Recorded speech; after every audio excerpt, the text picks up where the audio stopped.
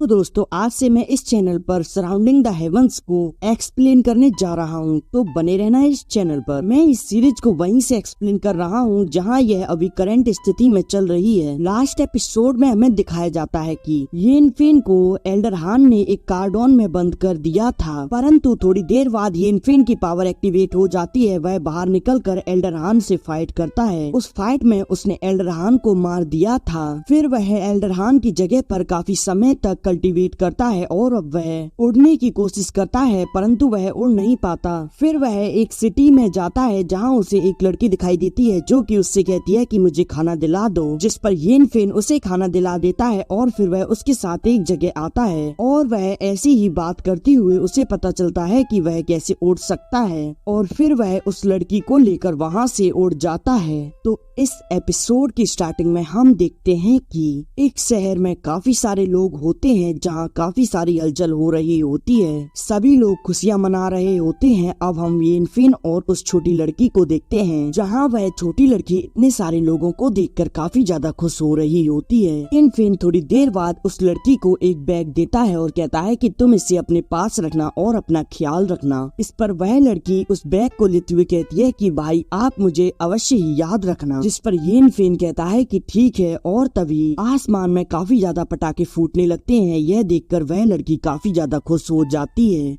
और नीचे घूम रहे बाकी लोग भी यह नजारा देखकर काफी खुश होते हैं। उस छोटी लड़की से कहता है कि ठीक है, अब मुझे जाना होगा। जब हम अगली बार मिलेंगे तो फिर मैं तुम्हें और ऊंची सैर कराऊंगा। इस पर वह लड़की कहती है कि क्या आप वादा करते हो, जिस पर येन फेन भी कहता है कि ठीक है। और अब येन फेन वहाँ से जाने लगता है। वह लड़की उसे बाय करती है और येन फेन भी उसे अलविदा कहता है। अब येन फेन उड़ते हुए एक झरने के पास आता है। वह वहाँ से अपने छिपाए गए ट्रेजर को लेता है और कहता है कि सौभाग्य से इसके बारे में किसी को पता नहीं चला। और अब वह उसे लेकर वापस एल्डरहान की जगह पर आ जाता है। अब वह वहाँ बैठकर उस पत्थर को रिफाइन करने लगता है। वह उसे रिफाइन करने की काफी कोशिश करता है, परंतु वह कार्डन अपनी शेप लेने के बाद रीशेप हो जाता है। और अब येन फेन कहता है कि युवान एनर्जी तो काफी अद्भुत है। वह उसे दोबारा रिफाइन करने की कोशिश करता है, परंतु उसमें सफल नहीं हो पाता। अब वह उठते हुए कहता है कि इसे रिफाइन करना तो काफी ज्यादा कठिन है, परंतु मैं इस स्टोन को रिफाइन करके इस कढ़ाई का वेपन के रूप में उपयोग कर सकता हूँ।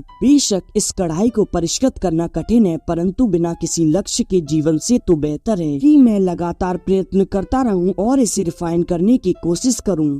और तभी उसे याद आता है कि प्राचीन काल में वेपन को रिफाइन करने के लिए आग का उपयोग किया जाता था। और यह कहकर वह वहां अपने चारों तरफ आग लगा लेता है। फिर वह वहां कुछ पैटर्न बनाता है जिससे कि वह उस आग को नियंत्रित करके उस स्टोन को रिफाइन करने लगता है। और अब वह आखिरकार इसमें सफल हो जाता है और अब वह उस वेपन को अपने अंदर से बाहर निकालता है। वह वेपन इतना पावरफुल होता है कि वह उस कीप को तोड़ते हुए बाहर जाता है और अब वह वापस उसके पास आ जाता है। वह उसे लेकर कहता है कि यह तो एक महत्वपूर्ण हथियार है। अब वह उसे रख कर खड़े होते हुए कहता है कि अब मुझे निषिद्ध भूमि यानी कि फॉरबिडन लैंड में जाकर ट्रेजर्स को ढूंढना चाहिए। और अब हमें एक शहर को दिखाया जाता है जहाँ येन फेन आता है। वह शहर उस निषिद्ध भूमि के अत्यधिक निकट होता है। दो लोग आपस में बात करते हुए जा रहे होते हैं, जिसमें से एक व्यक्ति कहता है कि मैंने सुना है कि परिवार में एक बड़ा सदस्य मर रहा है।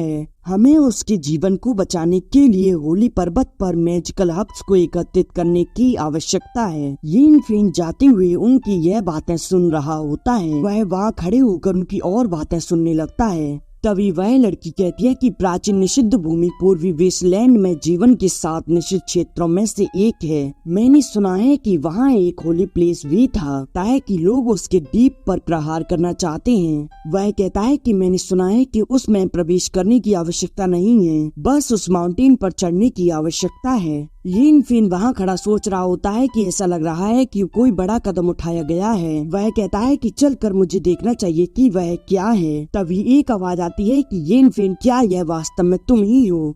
तब येन फिन पीछे मुड़कर देखता है और वह पाता है कि यह तो उसका पुराना दोस्त है। अब हम थोड़ी देर बाद का समय देखते हैं जहाँ येन फिन और वांग चेन एक जगह बैठकर दोनों मजे से पी रहे होते हैं। वांग चेन कहता है कि मुझे उम्मीद नहीं थी कि मैं तुमसे यहाँ मिल पाऊंगा। वह कहता है कि येन फिन तुम पिछले 3 वर्षों में कैसे हो? क्या तुमने लिंगशु कीप को छोड़ दिया है और साधारण जीवन व्यतीत कर रहे हो? इस पर येन फिन कहता है कि हाँ, मैंने लिंगशु कीप को पहले ही छोड़ दिया है, अब मैं इस दुनिया की यात्रा कर रहा हूँ। येन फिन उससे पूछता है कि तुम यहाँ क्यों आए हो? इस पर वांग चेन कहता है कि परिवार के लोगों ने कहा कि डोंग टियान के सभी डिसाइपल उनके साथ प्राचीन निषिद्ध भूमि में जाएंगे, क्योंकि सेक्ट नहीं चाहता कि उसके इलाय डिसाइपल को कोई जोखिम उठाना पड़े।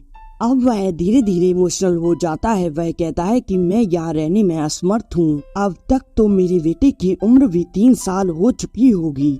वह रोते हुए कहता है कि मैं अपने बेटे को गले से लगाना चाहता हूँ। तभी वहाँ कुछ लोग आते हैं। उनमें से एक व्यक्ति कहता है कि देखो तो यह वापस रोने लगा। येन फिन उन सभी से कहता है कि तुम सभी लोग नैतिकता में रहो। इस पर वह व्यक्ति कहता है कि तुम कौन हो? तुम दूसरों के बीच में दखल देने से पहले अपने बारे में सोच लो। तभी वांग चेन उसके पास जाता है और कहता है कि छोड़ो भाई, इस बात को जाने दो, यह तो एक साधारण व्यक्ति है। तभी हान वहाँ आते हुए कहता है कि सचमुच वह बेकार है। अब वह येन फिन से कहता है कि हमें दोबारा नहीं मिलना चाहिए था। मुझे लगा कि तुम वहाँ मारे गए होगे, परंतु तुम बच गए, परंतु अब नहीं बचोगे। तभी वह व्यक्ति कहता है कि छोटे भाई, क्या इस व्यक्ति ने आपको ठेस पहुंचाई है? आप चिंता ना करें, मैं इस व्यक्ति को मार मार कर मार डालूंगा। तभी वांग चेन उनसे मना करता है, उन्हें रोकने की कोशिश करता है, परंतु तभी वह उसे धक्का देकर कहता है कि तुम कौन हो हमें रोकने वाले? एल्डर हान तुम्हें एक ट्रेजर मानते हैं, परंतु तुम बेकार हो। तुम्हारी रक्षा नहीं कर रही होती तो तुम अब तक मारे जाते। परंतु वांग चेन फिर से उन सभी के सामने आ जाता है। इस पर वह व्यक्ति उसे साइड करते हुए कहता है कि अगर तुम जिंदा रहना चाहते हो तो बीच में मत आओ। तभी येन फिन उसके मुंह पर अपनी चाय को फेंक देता है। यह देखकर वह व्यक्ति उसे मारने के लिए जाता है, परंतु येन फिन तो उल्टा उसे मारकर दूर फेंक देता है। यह देखकर हान कहता है कि तुम सभी एक साथ मिलकर इस पर हमला करो। अब वह सभी लोग एक साथ येन फिन पर अटैक करने के लिए जाने लगते हैं। तभी येन फिन अपनी टेबल से हटते हुए उन सभी को मारता है। हम देखते हैं कि उसकी टेबल का सामान उड़ रहा होता है। वह उन सभी में एक बुरी मार मारता है और अब वह वापस आकर अपने कफ को पकड़ लेता है। अब हान उन सभी से कहता है कि उसका केवल शारीरिक शरीर ही मजबूत है, वह